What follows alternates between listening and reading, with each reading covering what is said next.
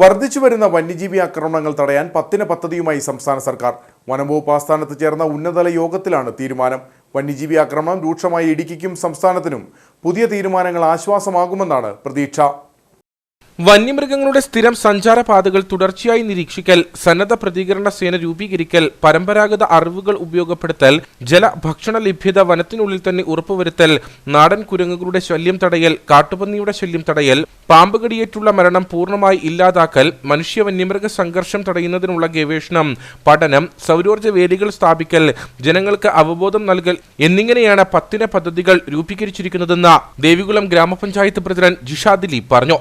കാരണം ദേവികുളം ബ്ലോക്ക് പഞ്ചായത്തിലെ 9 പഞ്ചായത്തുകളിലും വന്യമൃഗശല്യം ഏറ്റവും രൂക്ഷമായി നേരിടുന്ന പ്രദേശം കൂടിയാണ്.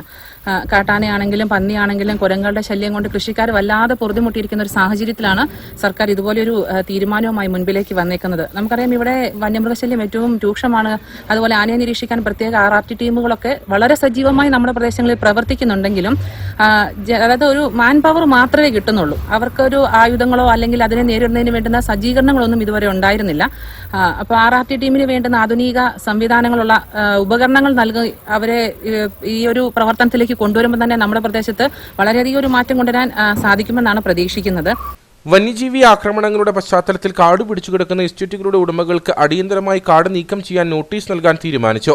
വനത്തിലൂടെ കടന്നുപോകുന്ന റോഡുകൾക്കിരുവശവും അടിക്കാടുകൾ വെട്ടിത്തെളിക്കാൻ നിർദ്ദേശം നൽകി.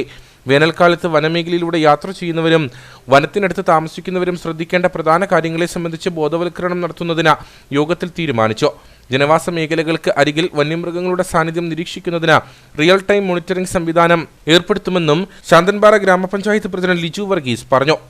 അത് ഒരു സെൻസറിംഗ് സംവിധാനത്തിലൂടെ വന്യമൃഗങ്ങൾ കടന്നു പോകുന്ന അല്ലെങ്കിൽ അവരുടെ സാന്നിധ്യമുള്ള സ്ഥലങ്ങളിൽ സെൻസറിംഗ് സംവിധാനങ്ങളിലൂടെ അത് കണ്ടുപിടിക്കപ്പെടുന്ന ഒരു സംവിധാനം ഗവൺമെൻറ് കൊണ്ടുവരാൻ ശ്രമിക്കുന്നുണ്ട്.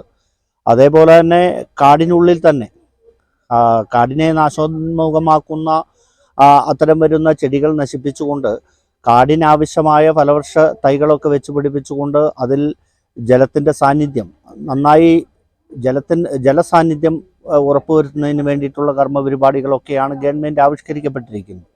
തീർച്ചയായിട്ടും അത് ഇടുക്കിയെ സംബന്ധിച്ച് ഇവിടുത്തെ ഈ മേഖലയിലെ ജനങ്ങൾക്ക് വലിയൊരു ആശ്വാസകരമായി അത് മാറുമെന്ന കാര്യത്തിൽ യാതൊരു സംശയവുമില്ല. സംസ്ഥാനത്ത് പ്രവർത്തിച്ചു വരുന്ന 28 റാപ്പിഡ് റെസ്പോൺസ് ടീമുകൾക്ക് ആധുനിക ഉപകരണങ്ങളും സംവിധാനങ്ങളും ലഭ്യമാക്കുന്നതിന് സംസ്ഥാന ദുരന്ത നിവാരണ അതോറിറ്റിക്ക് സമർപ്പിച്ച പ്രൊപ്പോസലിന്മേൽ അടിയന്തരമായി തുടർ നടപടികളെടുക്കും. വനങ്ങളിലൂടെ കടന്നുപോകുന്ന പാതകളിൽ രാത്രിയാത്ര നടത്തുന്നവർക്ക് ജാഗ്രതാ നിർദ്ദേശം നൽകും. സ്ഥിരം സഞ്ചാര പാതകൾ തുടർച്ചയായി നിരീക്ഷിക്കും.